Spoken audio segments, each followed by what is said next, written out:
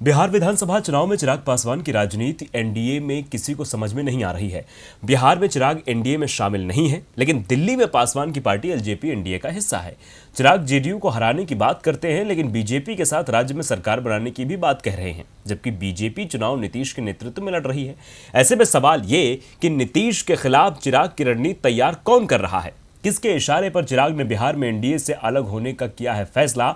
देखिए हमारी इस खास रिपोर्ट में। 5 साल पहले 2015 के बिहार विधानसभा चुनाव में पीएम मोदी, नीतीश कुमार और लालू यादव से भी ज्यादा किसी व्यक्ति की चर्चा हो रही थी तो वो थे चुनाव रणनीतिकार प्रशांत किशोर यानी कि पीके चुनाव तो नहीं लड़ रहे थे, लेकिन महागठबंधन के लिए चुनाव जीतने की रणनीति वो ही बना रहे थे। पीके ही तय करते थे कि किस क्षेत्र में महागठबंधन का कौन सा नेता प्रचार करने जाएगा और कौन सा नेता कौन सा मुद्दा चुनाव प्रचार में उठाएगा। पीके की रणनीति कारगर भी रही है और महागठबंधन 2/3 से ज्यादा सीटें जीतने में कामयाब रहा। लेकिन इस बार पीके दिखाई नहीं दे रहे, ना तो एनडीए उन्हें भाव दे रहा है और ना ही महागठबंधन। वैसे पीके महागठबंधन में अपनी संभावनाएं तलाश रहे हैं, लेकिन तेजस्वी उन्हें बहुत ज्यादा भाव नहीं दे रहे। इसीलिए अब पीके ने उपेंद्र कुशवाहा और चिराग पासवान के सहारे तीसरे मोर्चे पर नजर टिका दी है। पीके की कोशिश थी कि चिराग और उपेंद्र कुशवाहा एक साथ आएं, लेकिन चिराग नीतीश के बाद बीजेपी को भी नाराज नहीं करना चाहते थे, इसीलिए उन्होंने तीसरे मोर्चे में जाने से मना कर दिया। लेकिन पीके की राय पर उन्होंने नीतीश को कमजोर करने की कोशिशें जरूर तेज कर दी हैं। चिराग नीतीश को लेकर ज्यादा ही तर्क तेवर दिखा रहे हैं।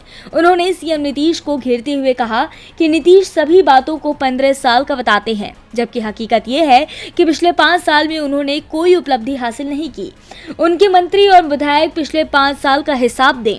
नीतीश और बिहार को बेबसी से निकलने के लिए कड़े फैसले लेने होंगे।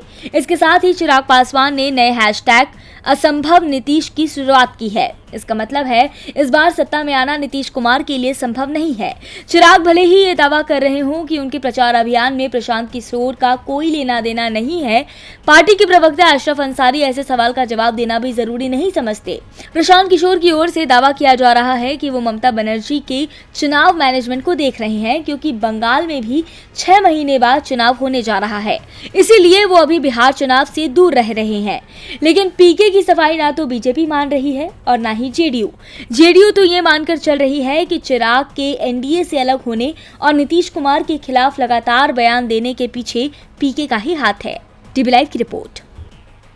हमारे चैनल से जुड़े रहने के लिए YouTube पर टाइप करें डीबी लाइव, सब्सक्राइब बटन को क्लिक करें और बेल आइकन को दबाना न भूलें ताकि खबरें आप तक पहुंचती रहें।